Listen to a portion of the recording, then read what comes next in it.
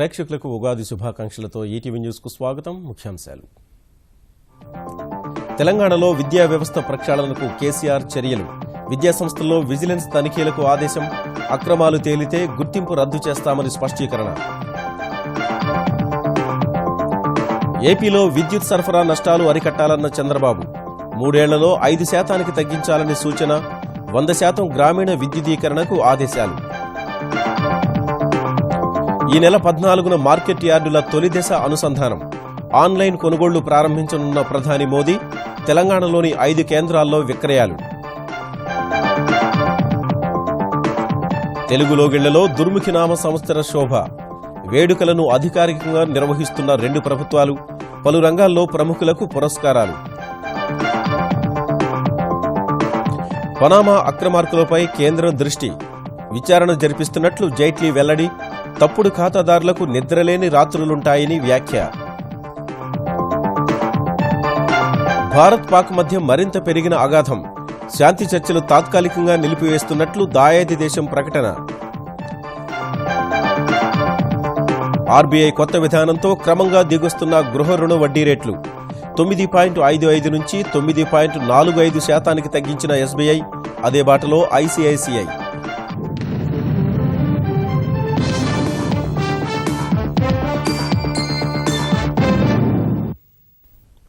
తెలంగాణలో విద్యార్థులకు నాణ్యమైన విద్యను అందించని బోగస్ విద్యాసంస్థలపై ఉక్కుపాదం మోపాలని ముఖ్యమంత్రి కేసీఆర్ నిర్ణయించారు.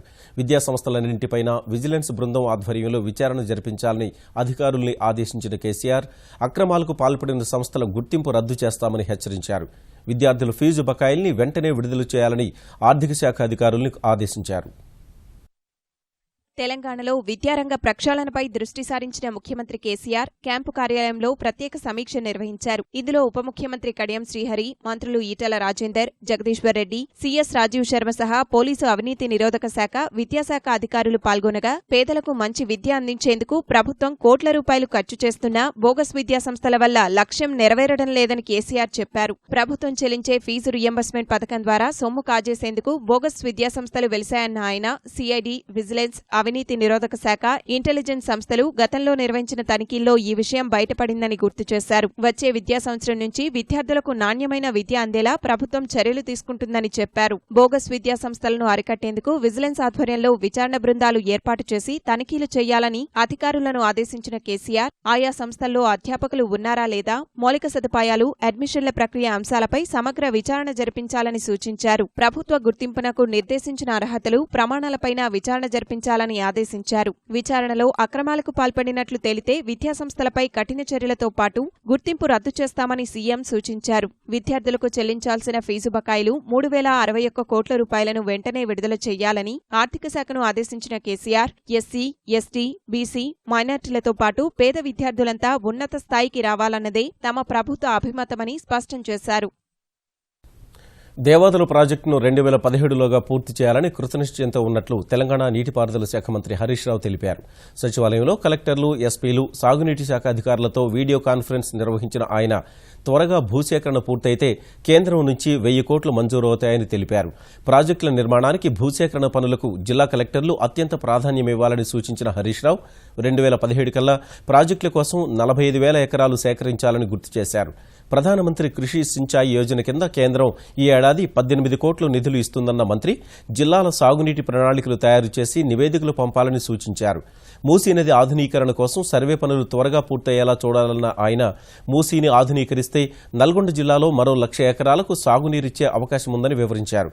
మండల స్థాయి అధికారులు చెరువుల్ని దత్తత తీసుకోవాలని కోరిన హరీష్ రావు ఒక్కో సబ్ డివిజన్లో కనీసం ఒక చెరువునైనా దత్తత తీసుకోవాలని పోలీసు అధికారుల్ని కోరారు. విద్యుత్ పంపిణీ నష్టాలను వచ్చే 3 ఏళ్లలో 5% తగ్గించాలని ముఖ్యమంత్రి చంద్రబాబు అధికారులకు ఆదేశించారు. వినియోగదారులకు నాణ్యమైన విద్యుత్ సరఫరా, పంపిణీ నష్టాల తగ్గింపుపై సమగ్ర కార్యాచరణ రూపొందించాలని సూచించారు. ఆంధ్రప్రదేశ్లో ఇంధన శాఖ పనితీరు, విద్యుత్ ప్రాజెక్టుల ప్రస్తుత స్థితిపై విజయవాడలోని క్యాంపు కార్యాలయంలో సమీక్ష నిర్వహించిన ఆయన పంపిణీ లోపాల తగ్గింపు అంతర్జాతీయ ప్రమాణాలతో ఉండాలని కోరారు. నష్టాలు తగ్గితేనే అంతర్జాతీయ స్థాయిలో విద్యుత్ సరఫరా సాధ్యమన్నారు. వచ్చే 2 ఏళ్లలో పంపిణీ నష్టాలు తగ్గించి పెంచి నాణ్యమైన విద్యుత్ సరఫరా చేయాలని సూచించారు. గ్రామీణ విద్యుదీకరణను 100% పూర్తి చేయాలని, గిరిజన ప్రాంతాల్లో పూర్తి లక్ష్యాలను సాధించాలన్న బాబు కాలువల్లో నీరు ఆవిరి కాకుండా సౌర ఫలకాలు బిగించి విద్యుత్ ఉత్పాదనను పెంచవచ్చని సూచించారు. అన్ని పంట కాలువలపై సౌర ఫలకాల ఏర్పాటుకు కార్యాచరణ ప్రణాళిక తయారు చేయాలని కోరారు. ఆంధ్రప్రదేశ్కు ఆటోమొబైల్ పరికరాల తయారీ పరిశ్రమలు తెచ్చేందుకు కృషి చేస్తామని టీఆర్డబ్ల్యూ ఉపాధ్యక్షురాలు మమతా చామర్తి చెప్పారు.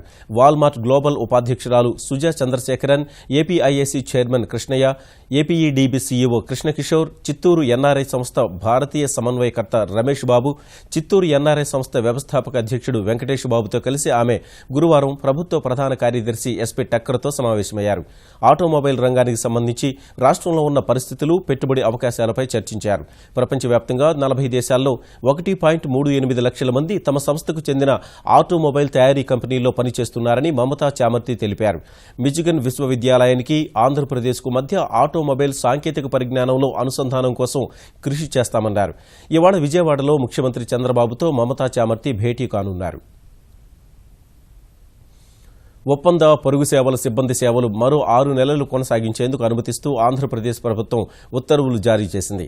ఈ మేరకు ఫిబ్రవరి 29న కాలపరిమితి ముగిసిన ఒప్పంద పొరుగు సేవల సిబ్బంది సేవల్ని మార్చి 1 నుంచి ఆగస్టు 31 వరకు వినియోగించుకునేందుకు అవకాశం కల్పిస్తూ ఆంధ్రప్రదేశ్ ఆర్థిక శాఖ ఉత్తర్వులు వెలువరించింది. ఈ ఉత్తర్వులు అన్ని శాఖలకు వర్తిస్తాయని తెలిపింది. ఈ ఉత్తర్వులతో సచివాలయం సహా విభాగాధిపతుల కార్యాలయాలు, జిల్లాల్లో ఒప్పంద పొరుగు సేవల సిబ్బంది కొనసాగింపుపై నెలకొన్న సందిగ్ధతకు తెరపడింది. తెలంగాణలో 44 మార్కెట్లను జాతీయ వ్యవసాయ మార్కెట్తో కేంద్ర ప్రభుత్వం అనుసంధానం చేయనుందని మార్కెటింగ్ శాఖ మంత్రి హరీష్ రావు వెల్లడించారు. ఈ నెల 14 నుంచి తొలి దశగా 5 మార్కెట్లకు ఈ అవకాశం కల్పిస్తామన్న ఆయన దీని ద్వారా దళారుల ప్రమేయం తగ్గి రైతులకు లాభం చేకూరుతుందని విశ్వాసం వ్యక్తం చేశారు. డాక్టర్ బిఆర్ అంబేద్కర్ జయంతిని పురస్కరించుకుని ఏప్రిల్ 14న ప్రధాని మోదీ ఆన్లైన్లో అనుసంధాన కార్యక్రమాన్ని ప్రారంభించనున్నట్లు మంత్రి వివరించారు. అదే రోజున నిజామాబాద్ జిల్లాలోని రైతులతో మోదీ వీడియో కాన్ఫరెన్స్ ద్వారా మాట్లాడనున్నట్లు వెల్లడించారు. ఈ అంశంపై జిల్లా కలెక్టర్లు, మార్కెటింగ్ శాఖ అధికారులతో నిర్వహించిన వీడియో కాన్ఫరెన్స్లో చర్చించిన హరీష్ రావు జాతీయ వ్యవసాయ మార్కెట్లతో అనుసంధానించడానికి కేంద్రం సూచించిన నిబంధనలు పక్కాగా అమలు చేయాలని ఆదేశించారు. పనామా పత్రాల్లో బహిర్గతమైన పేర్లలో పన్ను ఎగవేతదారులుంటే ఇకపై వారికి నిద్ర పట్టదని కేంద్ర ఆర్థిక మంత్రి అరుణ్ జైట్లీ వ్యాఖ్యానించారు. ఈటీవీతో ప్రత్యేకంగా మాట్లాడిన ఆయన ఆ పత్రాల్లో వెలుగు చూసిన పేర్లపై ఏర్పాటైన బహుళ సంస్థల దర్యాప్తు బృందం ప్రతి ఖాతాను నిశితంగా విశ్లేషిస్తోందని వెల్లడించారు. అక్రమంగా డబ్బు దాచిన వారికి సంబంధించిన అన్ని అంశాలు వెలుగులోకి తెస్తామన్నారు. నల్లధనాన్ని వెనక్కి రప్పిస్తామంటూ ఎన్నికల వేళ ఇచ్చిన హామీలను భాజపా ప్రభుత్వం నిలబెట్టుకోలేదన్న విమర్శల్ని తోసిపుచ్చిన జైట్లీ ఎగవేతదారులపై క్రిమినల్ కేసులు పెట్టి మరీ పన్నులు సేకరిస్తున్నామని వివరించారు. पनामा के नाम आ रहे हैं। टोटल हमने पिछले 3 दिन में एक ग्रुप गठित कर दिया है। हर अकाउंट का हम एनालिसिस कर रहे हैं, किसका जायज है, किसका नाजायज है। जायज को कोई चिंता करने की जरूरत नहीं, जो नाजायज वाले को रात को नींद नहीं आएगी। ये परिस्थिति हम पैदा करेंगे। जिन लोगों ने उसको गैर कानूनी तरीके से रखा हुआ है वो हम पूरा डिटेक्ट करने की कोशिश करेंगे और मुझे लगता है दूध का दूध, पानी का पानी उसमें से हो जाएगा। జీవకోటికి ప్రాణాధారమైన నీటి సంరక్షణ విషయంలో ప్రజలు ఎకనైనా మేల్కొనుకుంటే భావితరాలు పెను సంక్షోభాన్ని ఎదుర్కోక తప్పదని తెలుగు రాష్ట్రాల్లో ఈటీవీ ఈనాడు నిర్వహిస్తున్న అవగాహన సదస్సుల్లో వక్తలు హెచ్చరించారు. నీటి పొదుపును ఉద్యమంలా చేపట్టాలని సూచించిన వారు ప్రభుత్వాలు చేపట్టిన కార్యక్రమాల్లో భాగస్వాములు కావాలని కోరారు.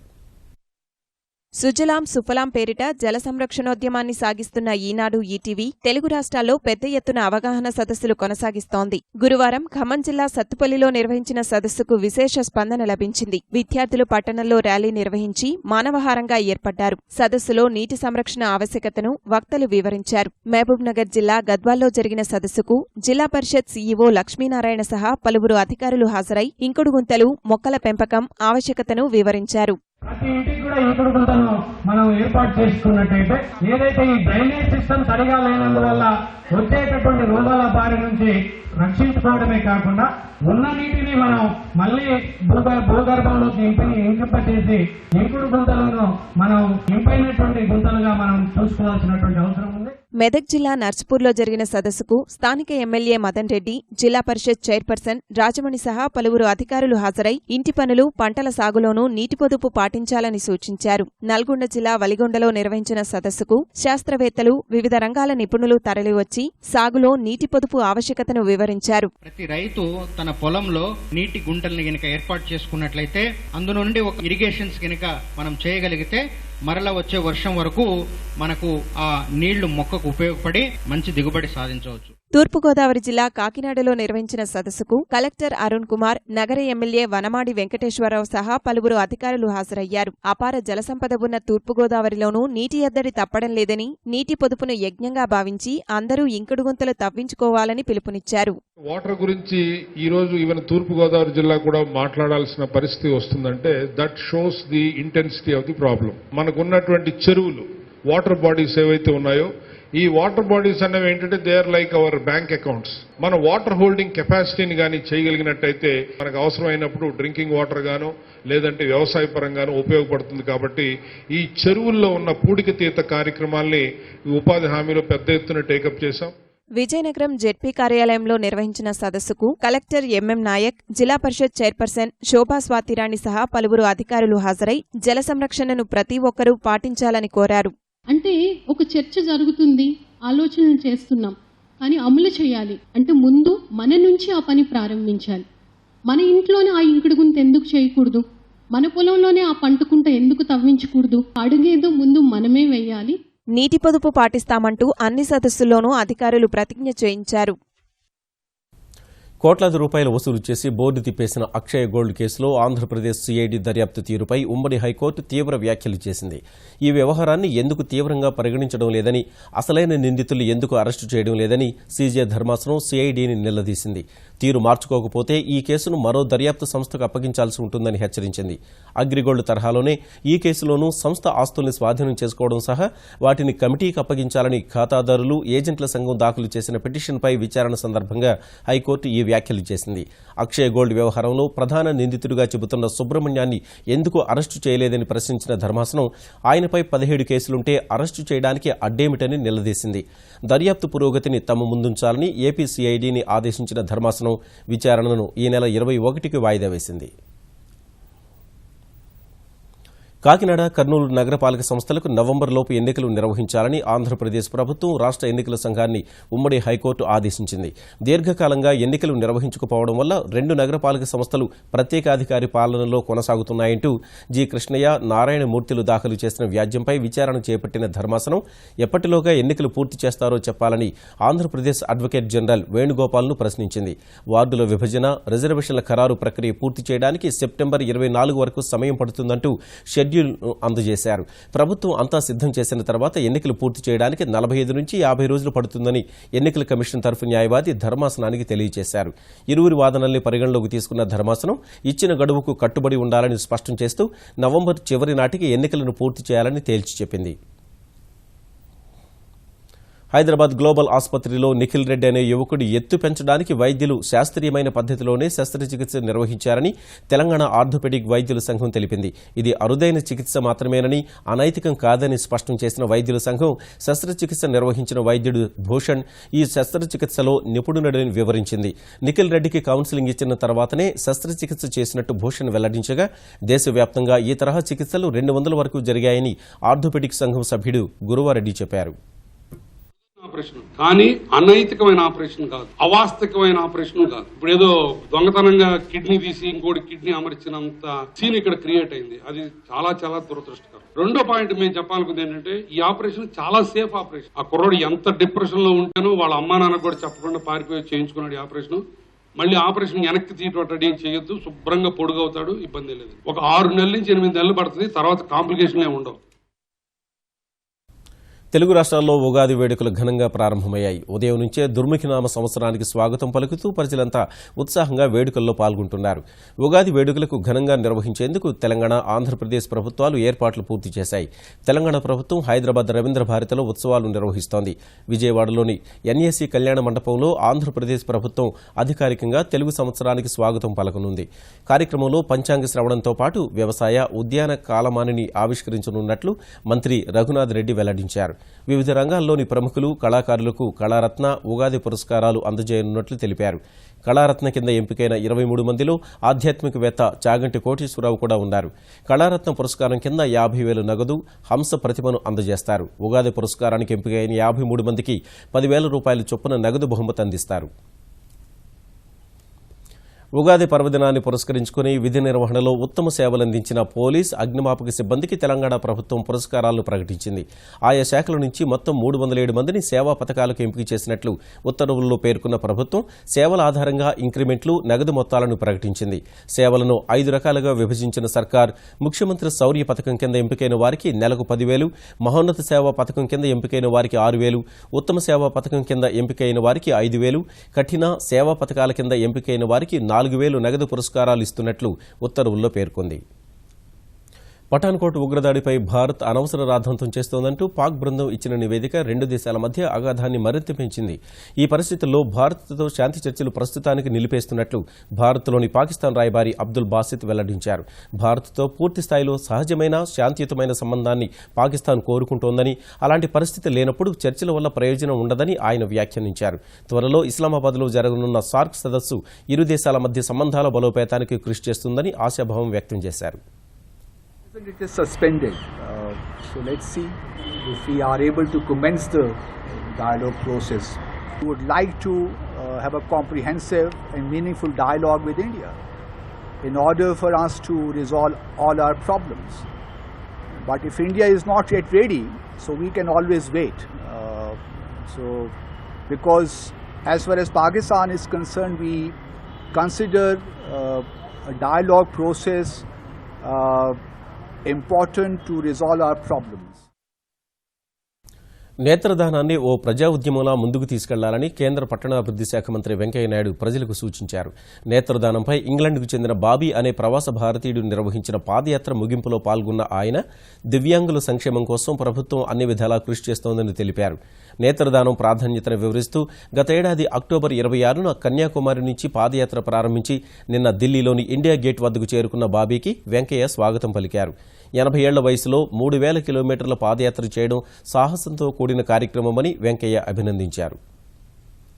Awareness is very important in the country. I am particularly happy as a minister that somebody at the age of 80 years taking a padayatra across the country from the southern end of Kanyakumari to Delhi India Gate. I appeal to all the people and donate your eyes after you are no more so that you can give sight to other people who are less fortunate to have that. RBI repo రేటును తగ్గించడం సహా నిధులపై వ్యయానికి అనుగుణంగా రుణాలకు వడ్డీ రేట్లు నిర్ణయించేలా తీసుకొచ్చిన కొత్త విధానంతో గృహ రుణ వడ్డీ రేట్లు క్రమంగా దిగొస్తున్నాయి. ప్రస్తుతం పురుషులు తీసుకునే గృహ రుణాలపై 9.55% ఉన్న వడ్డీ రేటును ఎస్బీఐ 9.45% తగ్గించింది. మహిళలకిచ్చే గృహ రుణాలపై వసూలు చేసే వడ్డీ రేటును 9.5% నుంచి 9.4% తగ్గించింది.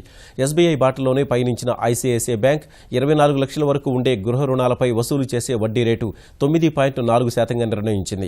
మహిళలు తీసుకునే 5 కోట్లకు మించిన గృహ రుణాలపై వసూలు చేసే వడ్డీ రేటును మాత్రం 9.65%గానే ఉంచింది.